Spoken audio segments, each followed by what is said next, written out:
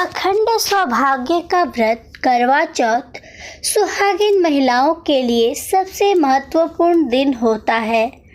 पति की दीर्घायु एवं अखंड सौभाग्य की प्राप्ति के लिए इस दिन भालचंद्र गणेश जी की अर्चना की जाती है। कार्तिक मास के कृष्ण पक्ष की चतुर्थी तिथि को रखा जाने वाला यह व्रत बहुत ही ज़्यादा फलदायी होता है। करवा चौथ मनाने की असली कहानी ये है कि पौराणिक कथा के अनुसार करवा नाम की पतिव्रता एक स्त्री थी। उनका पति एक दिन नदी में स्नान करने गया तो नहाते समय एक मगरमच्छ ने उसका पैर पकड़ लिया। उसने अपनी पत्नी करवा को सहायता के लिए बुलाया। करवा के सतीत्व में काफ़ी बल था। नदी के तट पर अपने पति के पास पहुंचकर उसने अपने तपोबल से उस मगरमच्छ को बांध दिया। फिर करवा मगरमच्छ को लेकर यमराज के पास पहुंची। यमराज ने करवा से पूछा कि हे देवी, आप यहाँ क्या कर रही हैं और आप चाहती क्या हैं? करवा ने यमराज से कहा कि इस मगर ने मेरे पति के पैर को पकड़ लिया था, इसलिए आप अपनी शक्ति से इसे मृत्यु दंड दे और इसे नरक में ले जाएं। यमराज ने करवा से कहा कि अभी इस मगर की आयु शेष है, इसलिए वह समय से पहले मगर को मृत्यु नहीं दे सकते। इस पर करवा ने कहा कि अगर आप मगर को मारकर मेरे पति को चिरायु का वरदान नहीं देंगे तो मैं अपने तपोबल के माध्यम से आपको ही नष्ट कर दूंगी।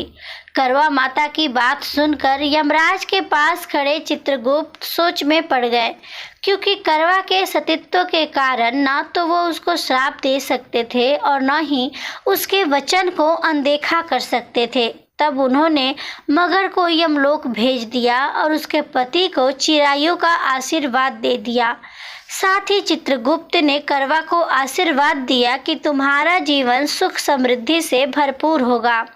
चित्रगुप्त ने कहा कि जिस तरह तुमने अपने तपोबल से अपने पति के प्राणों की रक्षा की है, उससे मैं बहुत प्रसन्न हूँ। मैं वरदान देता हूँ कि आज की तिथि के दिन जो भी महिलाएं पूर्ण विश्वास के साथ तुम्हारा व्रत और पूजन करेगी, उसके सौभाग्य की मैं रक्षा करूँगा।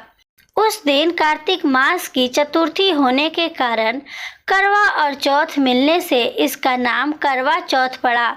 इस तरह माँ करवा पहली महिला हैं जिन्होंने सुहाग की रक्षा के लिए न केवल व्रत किया बल्कि करवा चौथ की शुरुआत भी की। इसके बाद भगवान श्री कृष्ण के कहने पर द्रौपदी ने भी इस व्रत को किया था, जिसका उल्लेख 12 पुराण में मिलता है।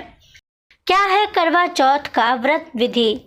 प्रातः स्नान करके अपने सुहाग लंबी की आयु, आरोग्य, सौभाग्य का संकल्प लेकर दिन भर निराहार रहे। करवा चौथ का व्रत को करने के बाद शाम को पूजा करते समय माता करवा चौथ की कथा पढ़नी चाहिए। साथ ही माता करवा से विनती करनी चाहिए कि हे माँ, जिस प्रकार आपने अपने सुहाग और सौभाग्य की रक्षा की, उसी तरह हमारे सुहाग की भी रक्षा करें। साथ ही यमराज और चित्रगुप्त से विनती करे कि वह अपना वचन निभाते हुए हमारे व्रत को स्वीकार करे और हमारे सौभाग्य की रक्षा करे।